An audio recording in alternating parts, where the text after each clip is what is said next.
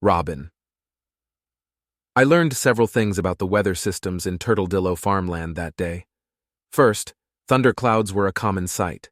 Second, rain and lightning followed predictably enough that no one ran for shelter unless they weren't paying attention.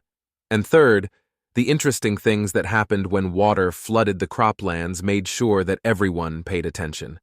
Oh, and fourth, the gathering storm knocked out any means of getting a phone call through to the many people who would be looking for me. Beetle assured me this was temporary. Her speedy driving got us to the farmstead before the rain hit there, barely. When I unfurled painfully from the truck, I turned to see those gray clouds dumping on the area we had just left, with petrichor on the breeze.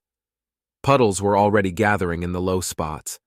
I fancied I could see sparks of electricity starting to jump.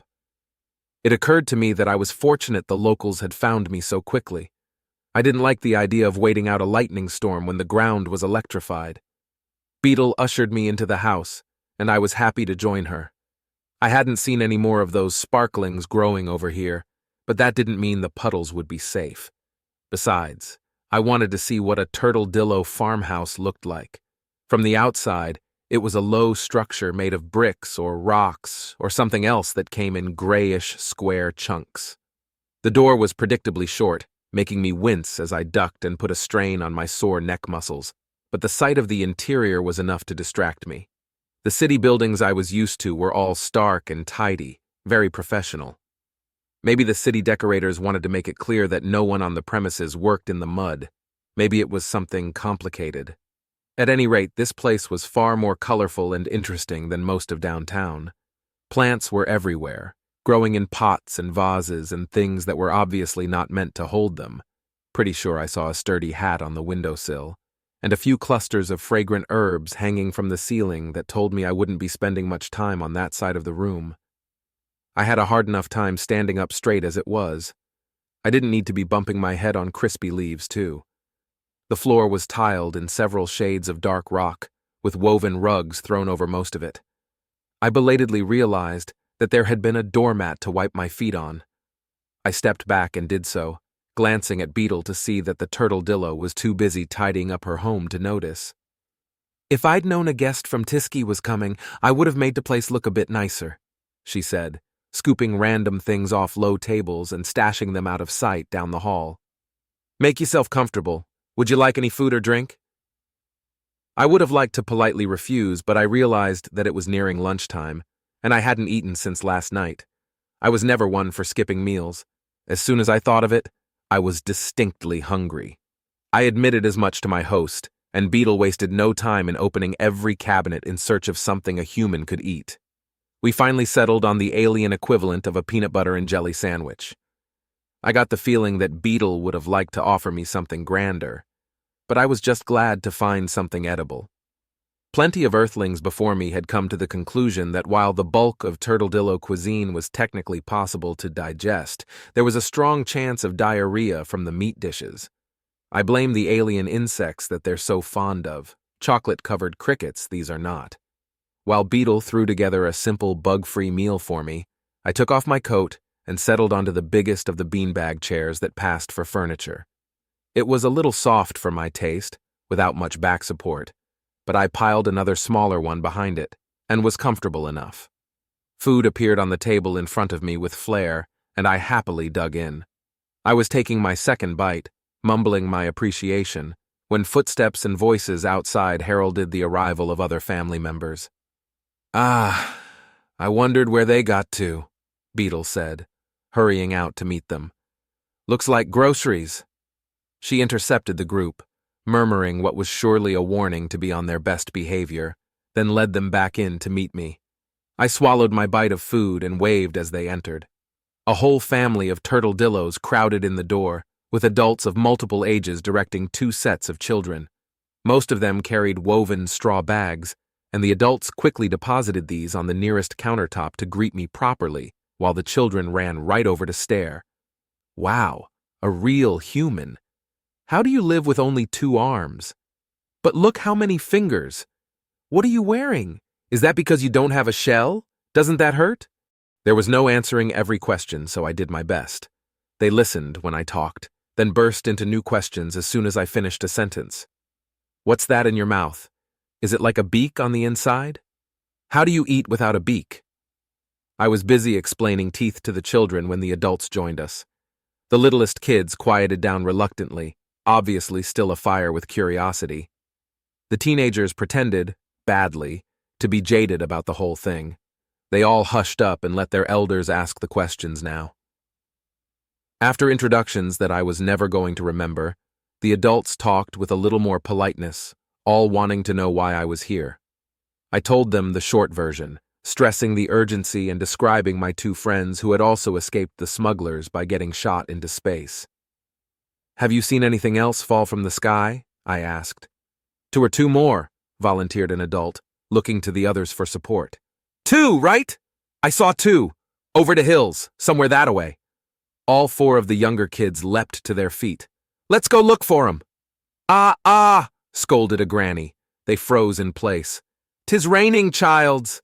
It really was. I hadn't noticed just how loud it was getting while everyone talked at me, but now that there was a beat of silence, it was pretty intense. The kids reluctantly sat back down. We'll go out after, one said. Yes? We should, added a teenager. Those 4 joined the younger set in convincing the adults to do something that I'm pretty sure they were going to do anyway. Yes, of course, we'll go, said Beetle. She was met with a chorus of hoorays. I lifted a hand for attention. How long do you expect the rain to last? Oh, a while still, Beetle told me. She interpreted my grimace correctly. I do apologize on behalf of our weather systems for the holdup. I assured her that I didn't take it personally. I'm just concerned that the smugglers might have a way to follow me. The escape pod could have a homing beacon on it. I kicked myself for not thinking of it sooner. But what could I have done? It's not like I knew how to disable the thing. The granny waved both left hands in dismissal. This weather damps out every bit of talk tech there is, she assured me. They won't be tracking you now. I hope not, I said, my head full of invisible gunships seeking the house. I tried to convince myself that the crackling rain clouds would give them grief too. Oh, believe it, the granny said. Let me tell you of the time some big city folk convinced the sheriff to try out new tech that would definitely work. I smiled and listened. The storm grew stormier by the minute. I kept looking from face to face for signs of alarm and found none. But that barrage on the roof sure did make me uneasy. I was impressed there were no leaks. The rain sounded loud enough to drive its way through concrete, but the locals had built to account for wild weather. Nothing leaked, no one worried, and they all spoke a bit louder to be heard over the racket. Thunder followed lightning at almost the instant it struck. The hits were close. I found myself wondering if this building held a lightning rod that I hadn't seen. And what about those rickety-looking structures out on the plains? Were those lightning-proof? They must be. I asked, and the family was happy to explain it all to me. Beetle and her husband Sunrise, the primary homeowners, as far as I could tell, brought out lunch for the rest of the crowd while this went on. A different grandmotherly sort offered to help, but was gently denied. The rest of the family got to talk to the visiting alien. And they did talk. I ate while listening, and I learned that all buildings in the lightning zone had conductive structures of one sort or another.